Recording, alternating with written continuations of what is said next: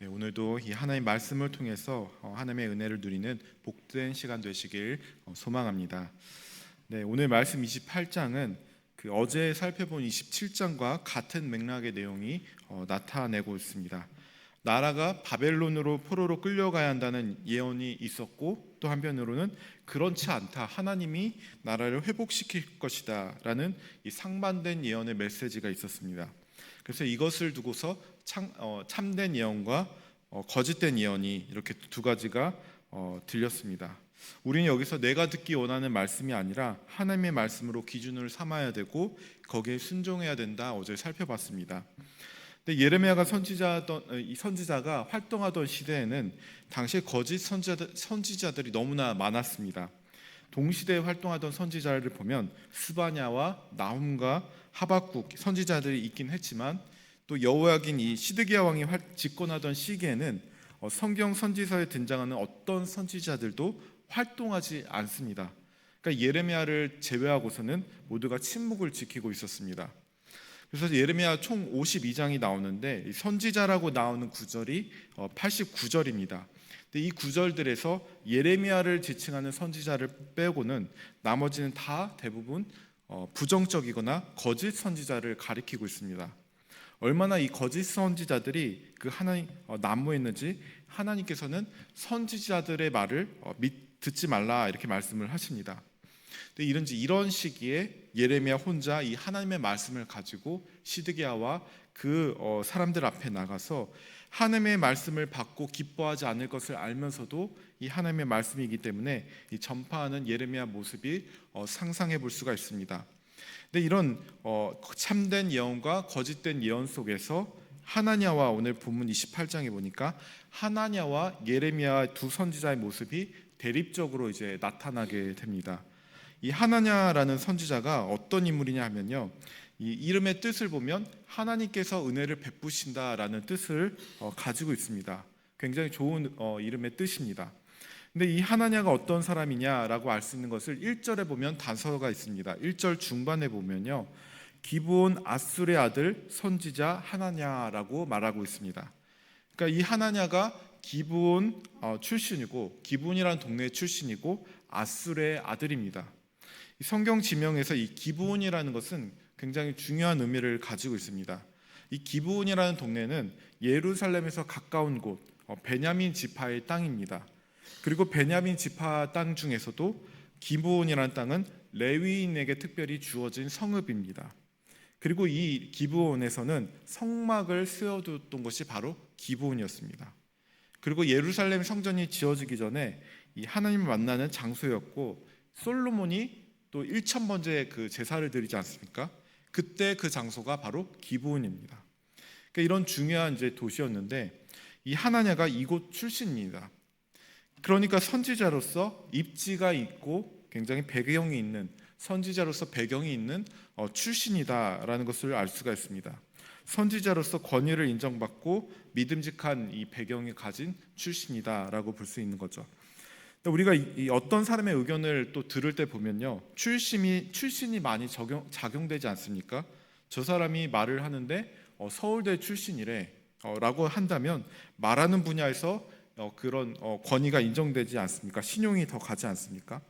마찬가지로 이 하나냐는 그런 출신을 가진 배경을 가졌고 선지자였고, 또 탁월한 응변력으로 유다 사람들에게 희망적인 메시지를 선포했습니다. 근데 반면에 이 예레미야는 어떤 출신이었습니까?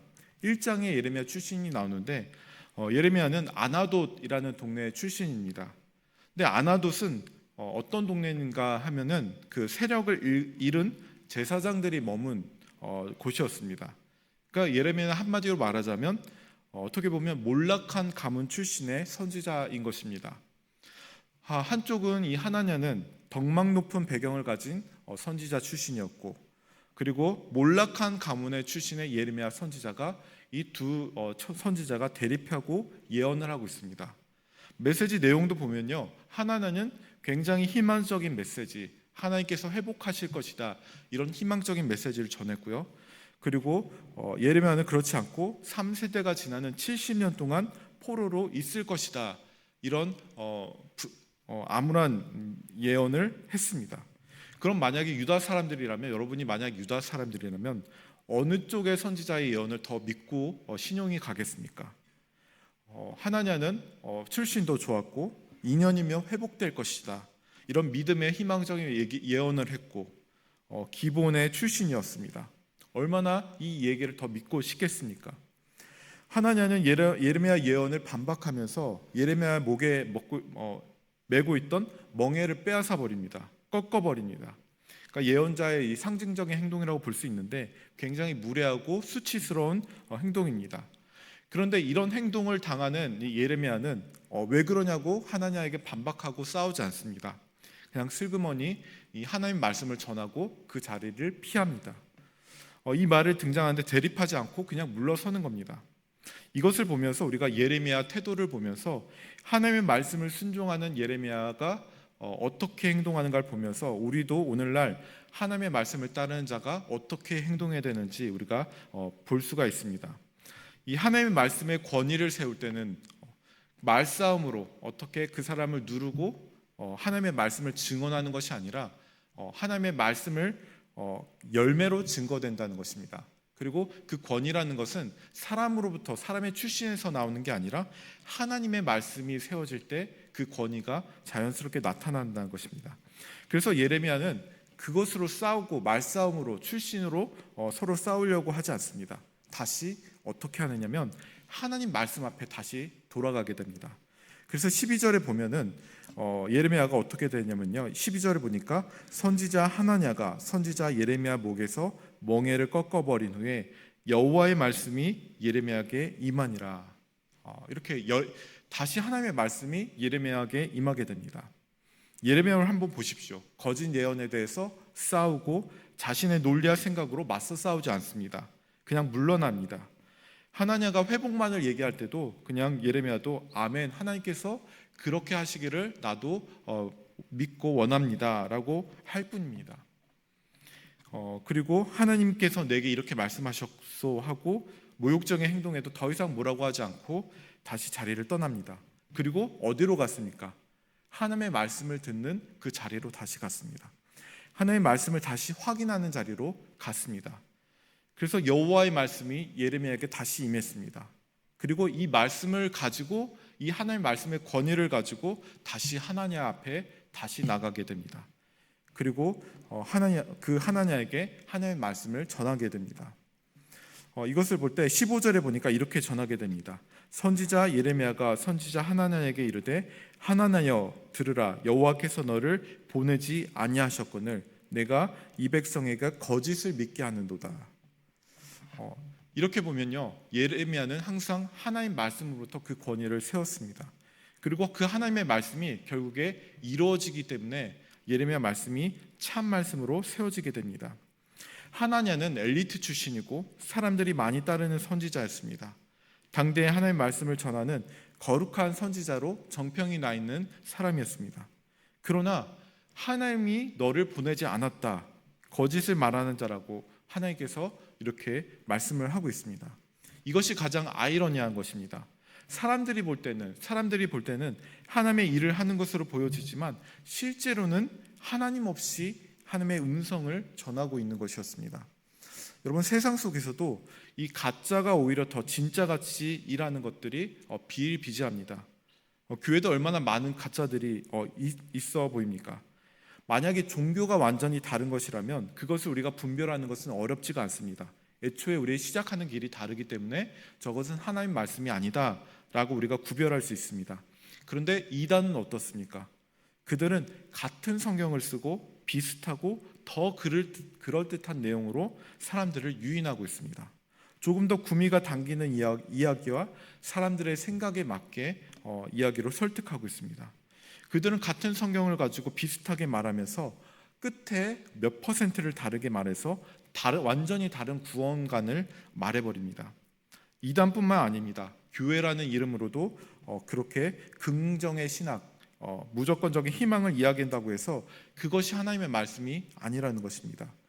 긍정의 신앙만 말하고 있을 때 오히려 그것을 통해서 사람들이 회개를 하지 못하게 만들고 예수 그리스도의 십자가를 붙들게 만들지 못하게 만들기 때문입니다.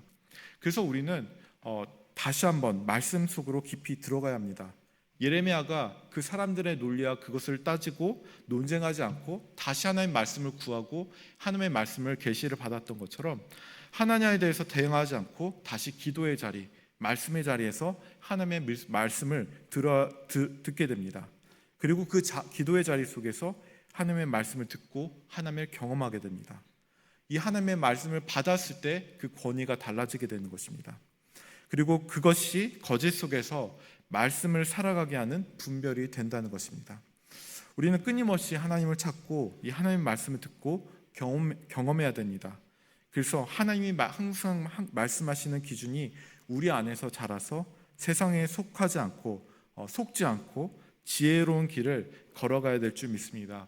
오늘도 이 말씀을 생각하면서 우리가 늘 하나님의 말씀을 분별하고 하나님의 말씀 속으로 더 깊이 들어가서 세상 속의 가문이설에 속지 않고 하나님의 뜻을 행하실 수 있는 저와 여러분들 되시길 바랍니다. 기도하겠습니다. 하나님 아버지 감사합니다. 오늘도 우리를 불러주시고 또 세상 속에 살아가는 우리 가운데 하나님 우리 가운데 분별을 더하여 주셔서 하나님의 말씀을 더하여 주셔서 우리가 세상의 어떤 가문이설에 그 세상의 논리에 우리가 속지 않게 하여 주시고 오히려 하나님을 향한 명철한 지혜와 또 그 하나님의 향한 말씀을 붙드는 능력을 가지고 우리가 하나님을 따를 수 있도록 도와주시옵소서. 그래서 주님께서 기뻐하시는 길을 걸어가게 하여 주시고 늘 하나님 앞에 분별하고 조심성 있게 하나님의 뜻대로 행할 수 있는 하나님 백성들 될 수 있도록 함께 하여 주옵소서. 예수님의 이름으로 기도드립니다. 아멘. 하늘에 계신 우리 아버지, 아버지의 이름을 거룩하게 하시며 아버지의 나라가 오게 하시며 아버지의 뜻이 하늘서와 같이 땅에서도 이루어지게 하소서. 오늘 우리에게 일용할 양식을 주시고 우리가 우리에게 잘못한 사람을 용서하여 준 것 같이 우리 죄를 용서하여 주시고 우리를 시험에 빠지지 않게 하시고 악에서 구하소서. 나라와 권능과 영광이 영원히 아버지의 것입니다. 아멘.